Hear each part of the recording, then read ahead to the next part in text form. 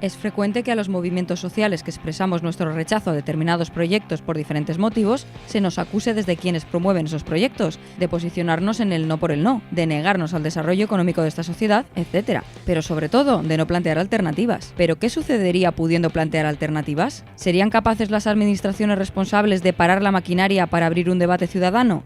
Esto es lo que la plataforma Baracaldo Naturala quiere comprobar. Durante estos meses hemos dedicado muchas horas a informar a los y las baracaldesas del proyecto de la variante sur ferroviaria, sobre el que se había extendido un interesado manto de silencio y que atravesaría todo el Valle del Regato, un área de alto interés paisajístico y en biodiversidad, como ya nos demostró el informe de Quinocio Natura. A su vez, hemos promovido el análisis de viabilidad técnica de una alternativa que disgusta a los gobernantes, la alternativa cero, que es la adecuación y mejora de las infraestructuras ya existentes. Esto lo acompañamos de un análisis socioeconómico que compara el proyecto del Ministerio de Fomento y el Gobierno vasco con las alternativas que propone Baracaldo Naturala. Soterramiento de la línea de cercanías C1 Santurtzi-Baracaldo para viajeros y mercancías. Soterramiento de la línea C2 Muskiz-Baracaldo. En cuanto a estimación de costes, establecemos que el presupuesto debe ser similar al dispuesto por Fomento y Gobierno vasco, 454 millones de euros. Para todo ello hemos contado con la ayuda de los ingenieros de Urak-Bide, Kimech Echevarri y David Barandica, y de los profesores de la UPV integrantes del grupo de investigación Ecopol, David Hoyos y Gorka Bueno. Estas dos alternativas son equiparables a la presentada por Fomento en capacidad de flujo de trenes y previsiblemente también al que está diseñando el Gobierno vasco y que difiere del anterior en que va unos metros más al sur del pulmón verde de Baracaldo. ¿Cuál es el contexto en el que se desarrolla este proyecto que se subordina a las mercancías del puerto de Bilbao? Veámoslo. A finales de febrero, la consejera Arantxa Tapia, en respuesta a una interpelación parlamentaria, informaba que la distribución del movimiento total de mercancías en 2017, según las distancias recorridas, era la siguiente. Y en cuanto a tipo de transporte, los desplazamientos fueron por... Si nos centramos en el transporte ferrocarril, supone una media de 13 trenes diarios con salida o entrada en el puerto. El Gobierno vasco trabaja sobre una previsión de crecimiento anual del puerto de un 2%. Si analizamos los movimientos históricos del puerto, los picos tanto de crecimiento como de decrecimiento se relacionan con productos petroquímicos que, curiosamente, se transportan por tubería. Del transporte ferroviario, la carga que más se transporta es la denominada carga seca, que mantiene similares niveles desde hace años. Aún así, Ministerio de Fomento y Gobierno vasco planean una nueva infraestructura con capacidad de hasta 72 trenes diarios, con una saturación del 70%. Pasemos a las alternativas propuestas por Baracaldo Naturala, que se centran en las infraestructuras actualmente existentes, apostando por su soterramiento. Empecemos por la C1 Santurtzi-Baracaldo, de la que históricamente se ha reivindicado el soterramiento. Se plantea una renovación completa de la línea soterrándola en todo el trazado que ofrezca esa posibilidad. Empezaría en el interior del puerto, desde donde la rasante iría bajando con una pendiente del 1,2%, para entrar ya desde el límite con Santurtzi bajo tierra por el municipio, hasta llegar a la cota de la vía en Portugalete, por donde actualmente ya discurre en túnel.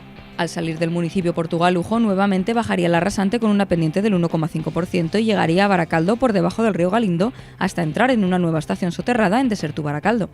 Esta alternativa por la línea Santurtzi-Bilbao, en doble vía mejorada con ancho mixto y actualizada en todos sus elementos, soportaría un flujo de mercancías de hasta 77 trenes diarios, 5 más que el planteado por el Ministerio de Fomento con igual nivel de saturación.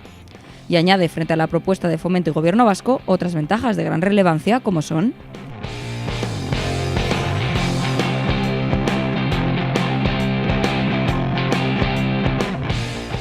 Pasemos ahora a la segunda alternativa que proponemos, el soterramiento de la línea C2 Muskiz-Baracaldo.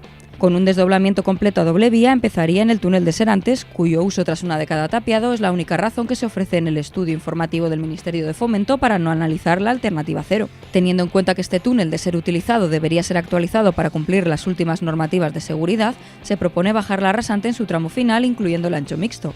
Así, la línea entraría en Ortuella ya soterrada, con una pendiente del 1,7% y discurriría igualmente soterrado por Trapagarán hasta el apeadero junto a Vilresa y entraría a Baracaldo bajo el río Galindo en doble túnel, siendo el resto del trayecto igual a nuestra primera alternativa. Su capacidad de flujo de trenes con una saturación del 70% se situaría, al igual que en el caso de la línea Santurtzi-Bilbao, en una media diaria de 77 trenes de mercancías, 5 más que la de Fomento y con las mismas ventajas de la alternativa 1, pero ahora para los municipios de Ortuella y Trapagarán junto con Baracaldo.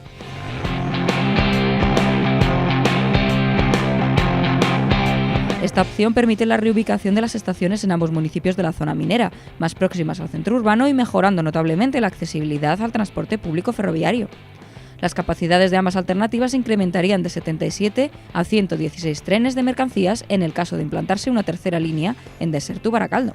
¿Y cómo quedaría la conexión de la CB con el puerto? En ambas propuestas, C1 Santurtzi-Bilbao quedaría soterrada desde la salida a cota del túnel de Portugalete ya existente, hasta Desertu-Baracaldo. De este modo, las mercancías de ArcelorMittal se incorporan por vía soterrada con un nuevo ramal de ida y de vuelta de mayor longitud, para poder alcanzar cota con pendientes máximas inferiores al 1,5 en la factoría y así evitar problemas potenciales en arrancadas de los trenes en este tramo. ¿Y la conexión con Bilbao? Nuestras dos alternativas comparten el mismo tramo de línea 720 entre Desertu-Baracaldo y la entrada a Bilbao en Olabeaga. En este tramo común se proponen otras dos alternativas que pueden ser aplicadas de forma indistinta. Soterramiento integral del tramo Baracaldo-Luchana-Zorroza, que implica el paso bajo el río Cadagua de forma soterrada a través de un túnel. Esta alternativa es más costosa y supone la desaparición de las vías de ferrocarril en toda la línea 720 de la margen izquierda, mediante una trinchera para el soterramiento del último tramo entre Zorroza y Olabeaga, en el término de Bilbao, cuyo Plan General de Ordenación Urbana ya contempla el soterramiento. Soterramiento desde Olabeaga hasta Zorroza con paso elevado sobre el río Cadagua mediante un puente. Esta solución es notablemente más económica que la anterior y resuelve parcialmente el problema del soterramiento de Zorroza, con un tramo soterrado de 450 metros, aunque no resuelve todo el tramo de Luchana y Cruces, que podría solventarse con cobertura y rellenos de tierras hasta cota del terreno, aunque esto último haría igualarse más los costes entre ambas alternativas de conexión con la capital. Debemos dejar claro que el trabajo encargado a Uracbide, al que se ha incorporado el análisis socioeconómico de los integrantes de Copol, no es en absoluto un estudio informativo como el presentado por el Ministerio de Fomento en 2015 o el que pueda presentar el Gobierno vasco con su modificación de trazado. Es un análisis de viabilidad técnica que, de partida, debiera servir para sentarnos y hablar. No obstante, debemos señalar que la estimación de inversión pública para las alternativas planteadas por Baracaldo Naturala se sitúa en una horquilla de... En cualquier caso, el objetivo de Baracaldo Naturala no es imponer una solución concreta, sino que las administraciones responsables, Fomento y Gobierno vasco, accedan a paralizar el proyecto para abrir un debate ciudadano, una vez constatado que existen otras alternativas viables para cumplir sus objetivos en relación exclusiva con el puerto y que añaden ventajas para las poblaciones de los municipios de Ezkerraldea y Meatzaldea, a las que consideramos que se les debiera dar voz y voto en una consulta popular. Por último, debemos resaltar el coste de oportunidad que se señala en el informe de David Hoyos y Gorka Bueno, de materializarse el proyecto de Fomento y Gobierno vasco y que supondría...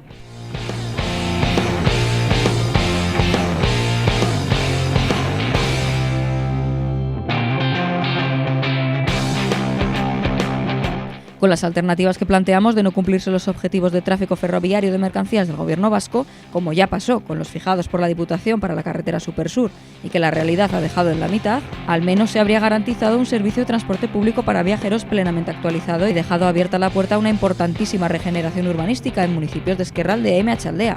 Es para pensárselo, ¿no?